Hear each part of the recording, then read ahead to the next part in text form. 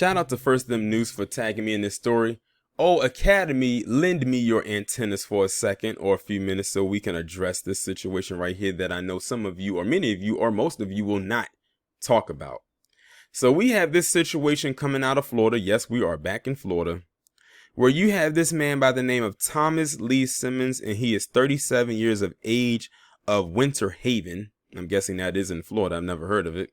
Who went around posing as a narcotics cop in order to lure his victim into a location in order to rob and sexually assault them. Well, here's the kicker, and that's why I mentioned the Academy. The person that he lured to him was another man. Now, this man was already meeting up with him to go, meet with him off of a dating site. Usual, whatever. But that person was not expecting this guy to, in his eyes, be a cop when he really wasn't, and then rob and then sexual assault or rape this person. Like I said, this person posed as a narcotics cop. He's not a real cop. That already right there is a felony. Then him robbing is another felony.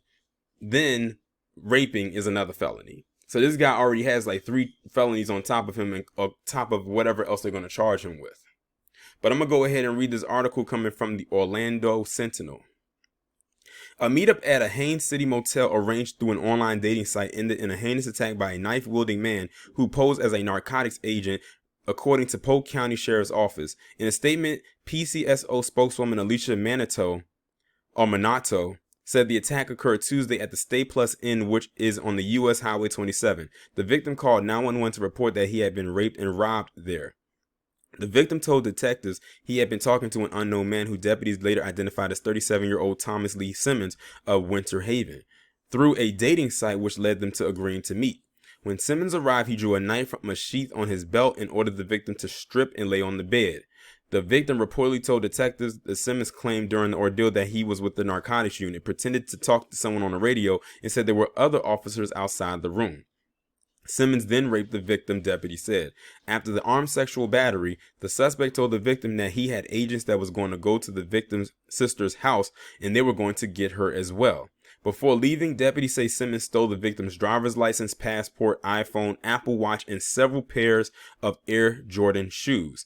PCSO said deputies identified Simmons as a suspect and found him and the stolen property at his girlfriend's home in Winter Haven. Now look at that. This guy had a whole girlfriend while he's on this dating site courting himself to other men, posing as a cop to end up raping whoever he came in contact with. I would like to know what his girlfriend has to think about this. Now we got to ask, is this his girlfriend or is this his girlfriend? You got to ask these questions nowadays. A knife that fit the victim's description was in Simmons' truck, deputy said. After initially giving a false name, Simmons eventually admitted to investigators that he had sex with someone at the Stay Plus Inn and taken the person's property without permission. Simmons was jailed on charges of sexual battery, armed robbery, grand theft, dealing stolen properties, and lying to law enforcement. He also had an outstanding warrant for failing to appear in court in Orange County. In a statement, Polk Sheriff Grady Judd urged caution when arranging an in-person meeting with someone through a dating site. I encourage anyone using online dating services to be cautious, Judd said. Meeting with strangers in a public place like a restaurant and give out your personal information like your home address until you at least get to know that person better.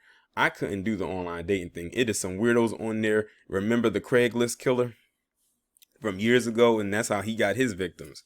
And Craigslist caught a huge blowback from that. I don't know anybody to this day who even uses Craigslist anymore, and mainly stemming from those incidents right there.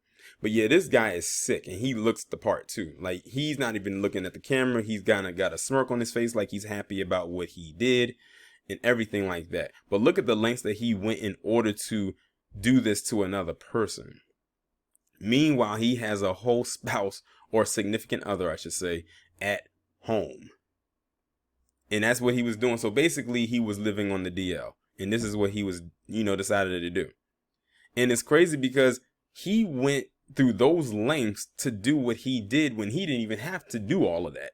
The person willingly came and met with them after talking to them on the dating site. Now, he probably was not who he claimed to be on these dating sites. I wouldn't be surprised if he was catfishing, posing as someone else. He probably used another person's image. And that's probably what got him to get the person to come there, because that person probably thought they were meeting somebody else. That's another thing about those dating sites. People can put up any type of image they want of a person that they would deem to be attractive to the other person that they're trying to pursue in order for that person to come to them. And I would not be surprised if that's what he did. And when he found out who he was, that's when he went forward with his plan. And of course, he had, like I said, he had this thing all planned out to come to rape this person and steal from them. Like, he had that as an elaborate scheme, and to lie and say he was a narcotics cop. But my thing is, did he actually think he was going to get away with it? That's my thing. Like, did he really think he was not going to get caught? He probably did. And they said he had another outstanding warrant. I wonder if he's done this before and posed as other people with other occupations, but he probably went too far this time, posing as a cop, which often always never ends well.